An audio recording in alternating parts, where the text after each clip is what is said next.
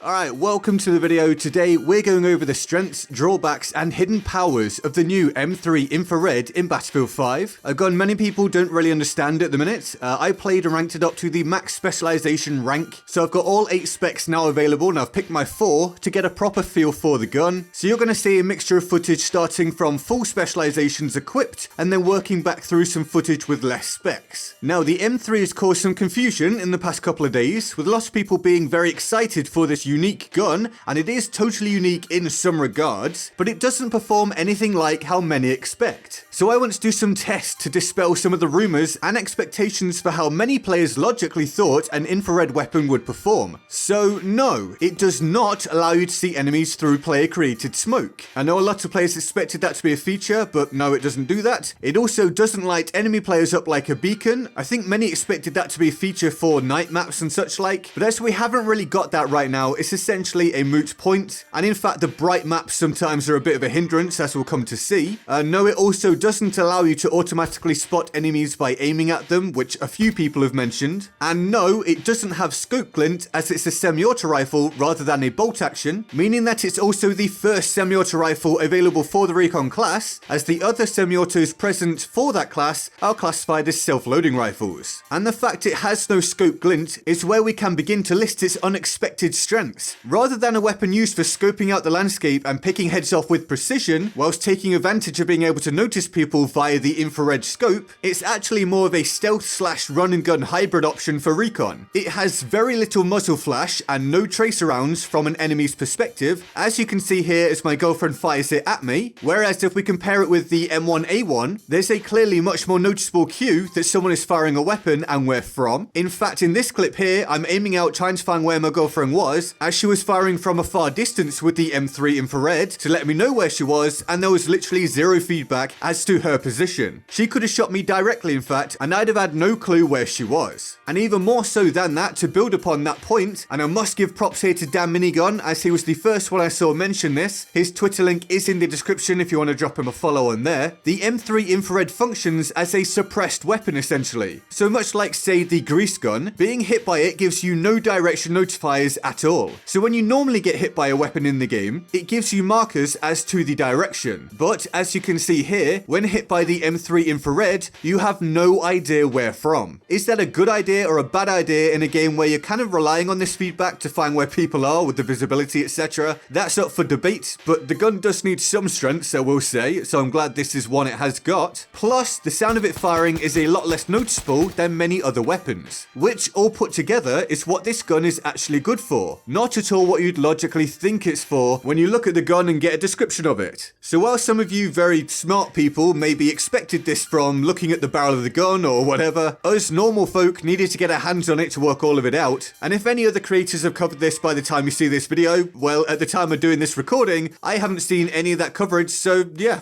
such is life. Now let's clear up some of that confusion regarding how the weapon performs from a lethality standpoint, and get you a clear idea on what this gun should be used for. So although at this point sim.gg doesn't have the in-depth stats for all of the new guns up and running, I got in contact with one of my usual guys who's super helpful, and he told me that it's essentially an M1A1 from the assault class in terms of stats, which is why this gun will look and feel so familiar to some of you out there. So this means you're looking at 450 rounds per minute, firing at an optimal fire rate using the semi-auto mode. So if you've got a fast trigger finger basically, you got 16 rounds per reload, a 2-shot headshot at fairly close range for a semi-auto, you know, relatively speaking, a 4-shot body shot kill out to 50 meters, 5 shots out to 100 meters, and 6 beyond that. And if you want some proof of what I've just said, here are the basic stat images for the M3 infrared and the M1A1, so you can see that it's basically the same gun where these stats are concerned. Now, what does all of that really mean? Well, basically the M3 infrared is an M1A1 suppressed with a weird 3x scope that can't be removed on the recon class. That's the way to think about this if you want to get to grips with how to make it work to begin with. Yes, it's weird, and yes, in many ways it's counterintuitive, or counterproductive in terms of how it's set up. And yet, I did well with it, while I also can't really recommend using it for many players, and I'll do my best to explain why. So it's not a great long-range weapon, despite the fact you're stuck with a scope, albeit a mid-range scope, where it does perform just fine, that being mid-range. The issue is that the infrared, at least in every situation I've used it in, isn't actually beneficial at all. If anything, it makes it harder to see, especially when there's glare present, such as sometimes on the bridge of Twisted Steel, or say looking off into the distance sometimes on Aerodrome. This is also apparent when there's lots of shooting going on that you're looking at, or if there are explosions, etc. It makes picking people out at really long range very hard as well, and it's not particularly potent at long range, as we've covered, and it also, as a side point, can make it very hard to pick out vehicles, enemy vehicles, leading to deaths you otherwise likely wouldn't take. So really, a lot of the time, unless you actually know where someone is vaguely already, in order to survey the landscape, you need to not be scoped in. But then, you have the usual issues with people blending in, overall visibility problems and whatnot, and so one of the key reasons to use a scope is negated. But when you stay kinda still or stationary, the weapon model itself obscures a lot of the screen. It's absolutely massive. The only way to have it not really obscure your view consistently is to move around with it so your soldier holds it down. So in that case, it's an aggressive use weapon then, right? Well, yes, it's an M1A1 in disguise after all, but then would you pick an infrared scope for that purpose when it can be disorientating or disorienting for you American English speaking people to scope in and out and engage people at close quarters? Well, optimally, I would say that for the vast majority of people, no, you wouldn't pick that scope. So then what is this gun? Well, what it was for me, surprisingly, was a very, very good weapon when I learned how to use it. Honestly, I found it to work extremely well for me, which is super weird when it has so many drawbacks, meaning that it will be really good for those of you that can find a use for it and manage its negative factors. Okay, I'm adding this bit in afterwards as an edit. Everything I go on to say about the possible uses, ignore obviously people just lying in a bush with it.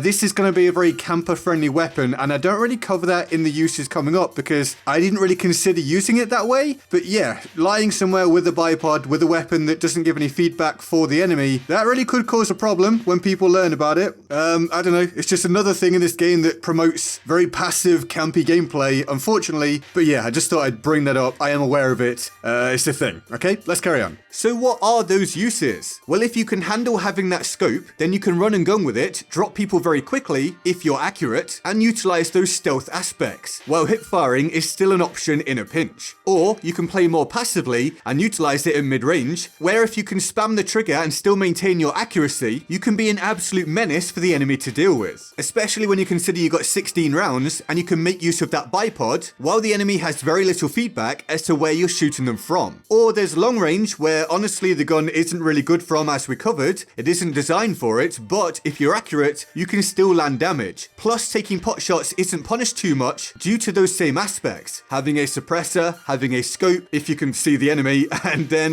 them having no idea where you're shooting from. Obviously, therefore, set up your specializations accordingly. For more range or better stationary play, you can go for recoil buffer and high velocity rounds. Or for closer engagements or more versatile play, you can do what I did and go for custom stock and lightened stock, so you can move around a bit more and still be effective. And I also chose quick aim, but I can see why some would like enhanced grips for better hip fire. And I also went for slings and swivels at the bottom because I was running around again with the gun a lot, and it doesn't take too long to reload, but quick reload is there if you want it. So, if you can utilize any of those described playstyles, or tie them all together as I endeavored to, then you may find this to be a genuinely strong weapon. Something I didn't expect at all, but if not, and this will probably be for most people I imagine, then it'll perform like garbage for you, or just mediocre, and you're likely not going to use it much at all, aside from just for fun here and there, or as a bit of a gimmick weapon. Oh, and an extra quick point, while the scope isn't very useful for picking people out, spotted or enemies close by are very, very easy to track, as the red indicator above them really stands out above the black and grey or grayscale image, which is why I highly recommend using the sniper combat role with this weapon, so anyone you shoot is spotted and you can easily keep track of them for follow-up shots. But of course, if you want to use a spawn beacon to get in behind the enemy and be aggressive with the gun, that's fine as well. And so that's my rundown of the surprising M3 infrared. I really hope it was useful. It's a weapon that performs nothing like how you'd imagine, a weapon that many probably won't like, yet it's a gun that for the right player can be surprisingly great and has a genuine fun factor because it's unique. So let me know what you think of the gun in the comments below. Do you like it? And are you surprised by how it works? If you enjoyed, please do like the video, it helps a lot. If you're new here or haven't subscribed before, check below to find out. Consider subscribing to stay up to date with the huge amount of content that I put out, and all the links to my social media including Patreon can be found in the description and my pinned comment, where if you decide to support me on Patreon, you'll join the board of awesome you can see here. here. All of these people are absolute heroes and love them all deeply and of course often. So yep, if you want to join them, you can find the link in the description and my pinned comment. And with all that said, I'm GetGoodGuy, and I'll see you next time.